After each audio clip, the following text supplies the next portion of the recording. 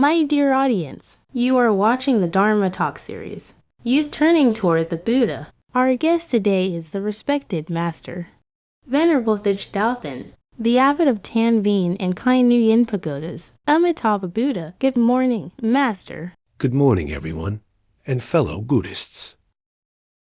Dear Master, I've noticed that I treat my friends, people outside society, and even strangers with kindness and gentleness.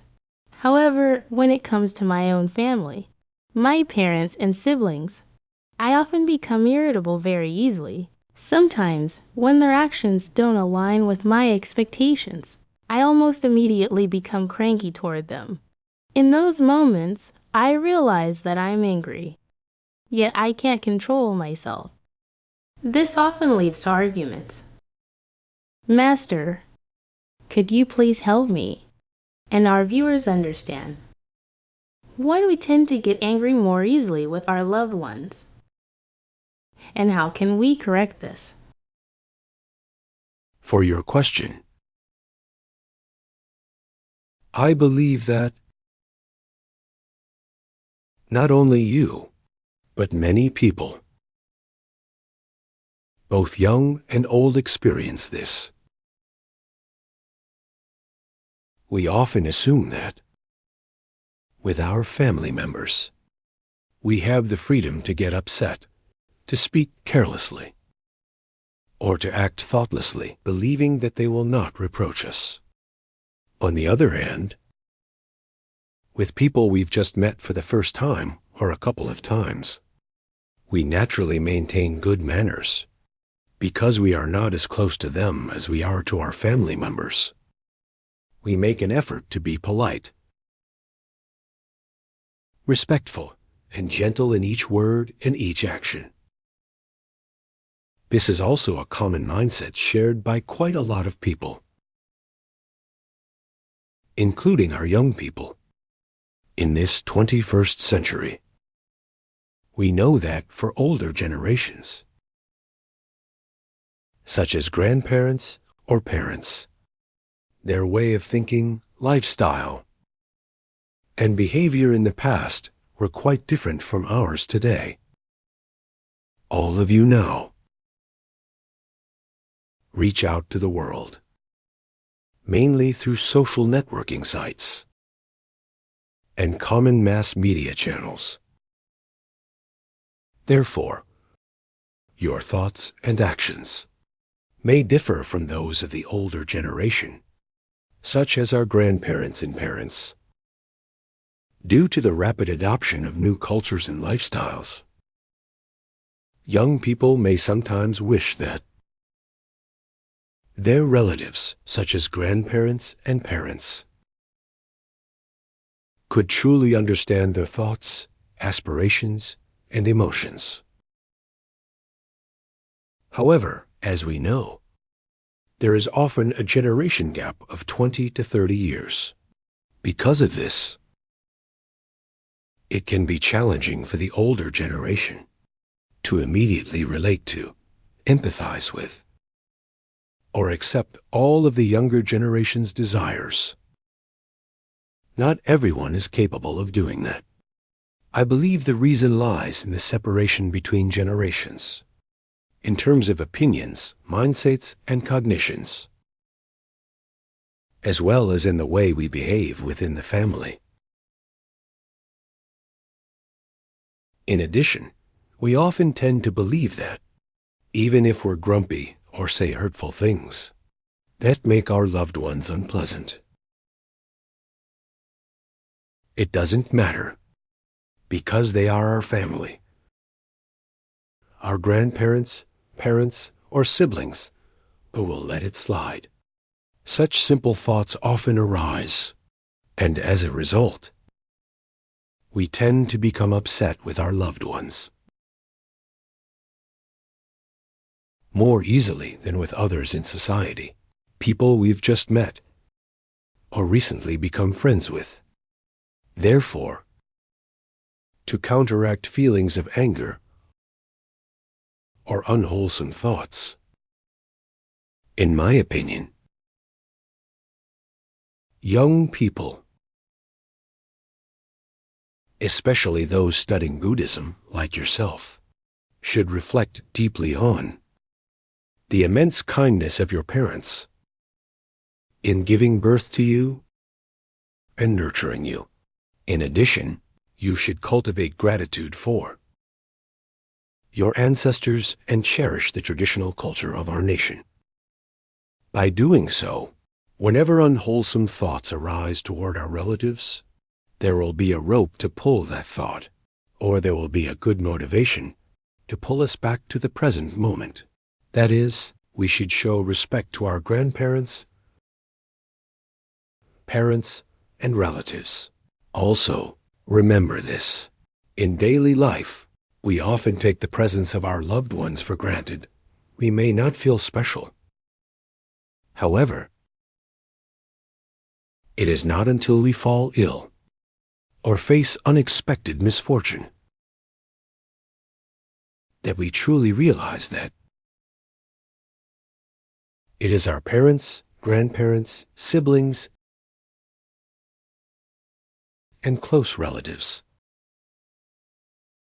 who stand by us, offering encouragement and helping us get through those periods of adversity. Thus, in my opinion, you should always reflect on the kindness of your parents, who gave birth to you and raised you, and also on the care and love of your close relatives, and treat them well. Whenever you feel anger or irritation toward your loved ones, respond with compassion and treat them with a heart of gratitude, with the intention of repaying their kindness. In doing so, the anger within you will gradually dissolve. Also, remember the ancient saying, every family has its own story. Family life is not the same for everyone. Some families are vastly different from others. Some young people are born and raised in harmonious households. From infancy to adulthood, they grow up surrounded by warmth and happiness. This is truly a great blessing for those who are born into such a family. On the other hand, in many families, due to both objective and subjective factors, young people often witness improper speech, gestures, or behavior from their close relatives, even from their parents. In such families, children often listen to their parents quarreling, bickering, or even physically fighting. They may witness these distressing scenes repeatedly, from childhood through adulthood. As a result, these unwholesome impressions are deeply imprinted in their subconscious minds. Over time, this gives rise to subtle thoughts of disrespect toward their father, mother, or other relatives. When such subtle thoughts arise, and young people fail to reflect on the great kindness of their parents, who gave them life and nurtured them, a harmful habit gradually begins to form. At first, it may show up as simple disobedience. Then, it may lead progressively to arguments with their parents. Eventually, they may begin to oppose everything their parents advise. This has become a widespread social issue in many countries today, even in highly developed and prosperous nations, like the United States and Japan. This is a problem that no country can completely avoid. This is my observation, gained from experiencing many different cultures, and visiting and working with various communities and Buddhist groups, both in our own country and abroad. Although our nation is still developing, we have managed to preserve our culture, social order, and traditional values quite well. And this is truly something to be cherished and praised. Even so, this is life, and not all families are the same. We often hear a common saying among Buddhists, "A prophet is not without honor except in his own country." Why is this said? As we know, this saying refers to households located near a pagoda or a place of worship, such as the Hall of the Three Jewels or the Gate of the Pagoda. People in these homes often think, the temple is right in front of my house, so there's no need to go. So they never go to the pagoda. Even if they do visit the pagoda, they may not genuinely study the Dharma or engage in spiritual practice. Some may even cause difficulties for the monastics, fellow Buddhists, and sincere visitors who come to pay respects to the Buddha. Thus the saying, "A prophet is not without honor except in his own country," originates from that very reality. We can easily relate it to our daily lives. It feels familiar. We may think that because we live with our grandparents, parents, and relatives, and are surrounded by their love, we can do as we please, and they will let it slide. Being sons or daughters whom our parents love the most, we tend to assume that because they do love, care, and indulge us, they will forgive us no matter our faults. From that very thought, even the slightest trigger in daily life can cause us to give rise to anger or speak thoughtlessly to our parents and loved ones. We often don't realize that our hurtful words wound our parents and loved ones. In some cases, they feel deeply hurt. For instance, in 2023, I witnessed a mother come to the pagoda to pay respects to the Buddha. With tears in her eyes, she asked to meet me and sought my advice. I asked her why she was crying and wanted to meet me. She said, "Dear Master, my family only has 2 members. Just me and my son, who is now a third-year university student. We live in Hong Mai district. My husband passed away from illness when my son was just 1 year old. About 2 or 3 years after my husband's passing, some friends, and even my parents started to worry that I might suffer from loneliness. They said I was still young and encouraged me to remarry. They said I could either raise my son myself or send him to live with my in-laws. However, because of the deep love I had for my husband, and especially for my son, I decided not to remarry. Instead, I chose to raise him on my own, and I've done so until now. In the past, my son was a good, pious, and respectful boy. We loved each other dearly. When he was a freshman, he was still well behaved. However, once he entered his 2nd and 3rd years of university, he began to show abnormal signs. I've tried talking to him many times, but whenever I do, he always seems distant. He's no longer as close to me as he used to be. That hurt me deeply. Still, I told myself, our family has only 2 people. I need to be patient, guide him gently, and hope he will change. However, he recently began associating with unsavory friends. Even his university professors called me and urged me to speak with him, telling him to stay away from those bad friends. I spoke with him many times, but he wouldn't listen. Then one day, he brought one of his friends home and said he wanted to throw a birthday party for her. I told him, "If you want to celebrate your friend's birthday, that's okay. But you should let me know in advance so I can prepare for it properly." Right after hearing that, My son got angry, said bad words, and smashed some of the furniture in our home. I was devastated. I never thought that.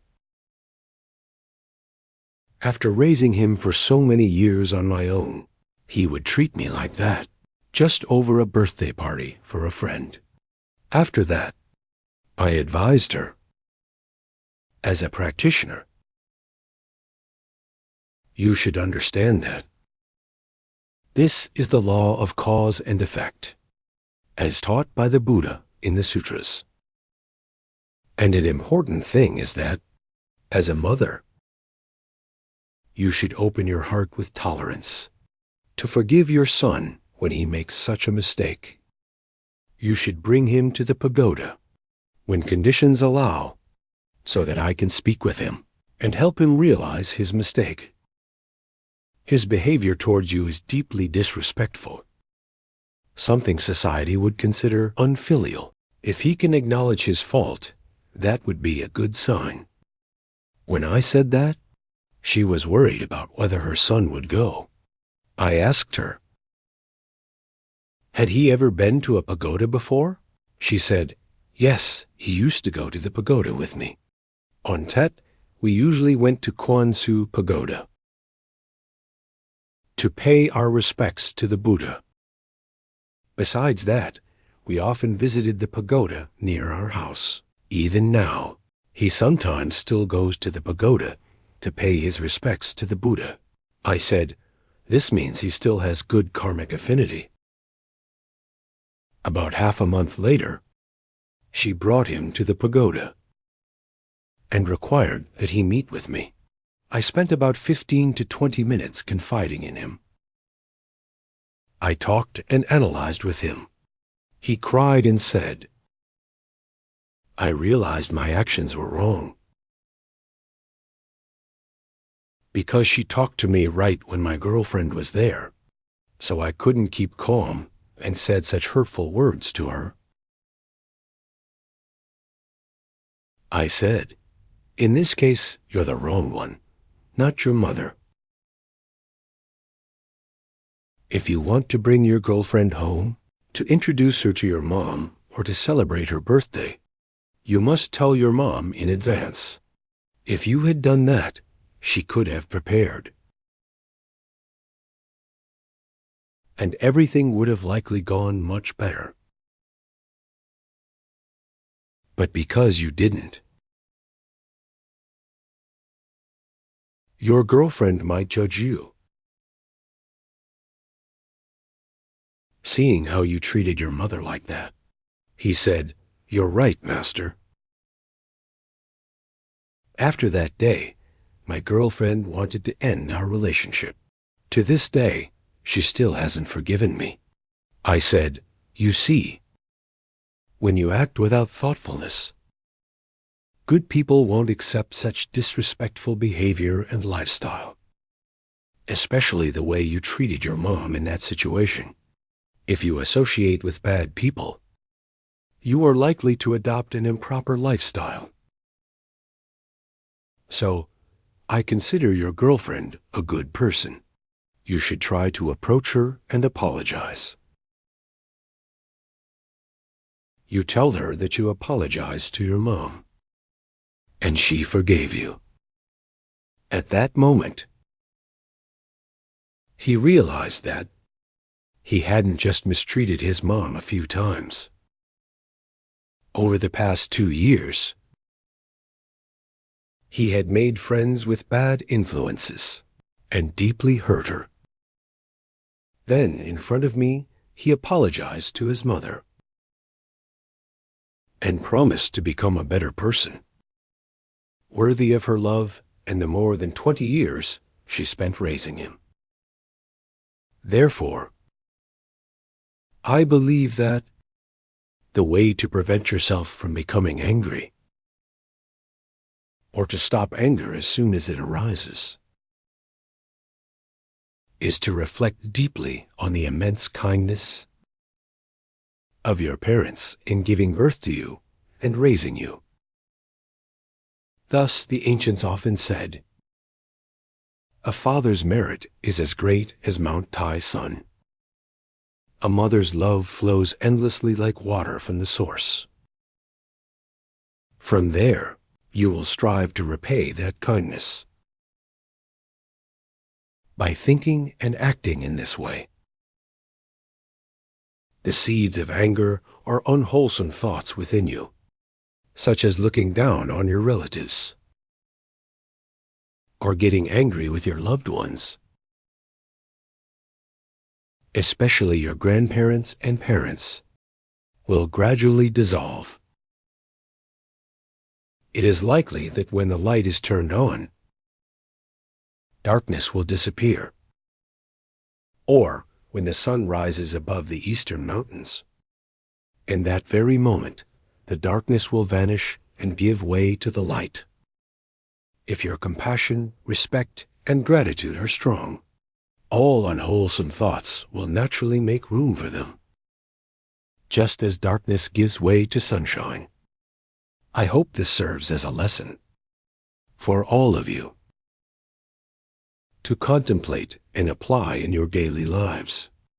It will surely bring you benefits in this very lifetime.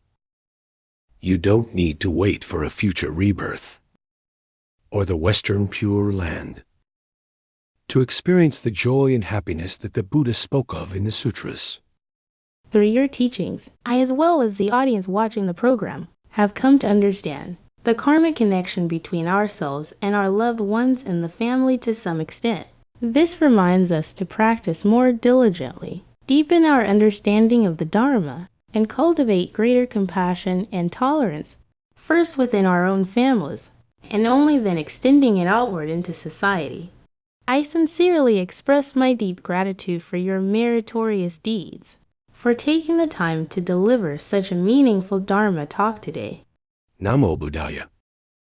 Dear audience, this episode of Youth Towards the Buddha Dharma Talk program will now come to a close.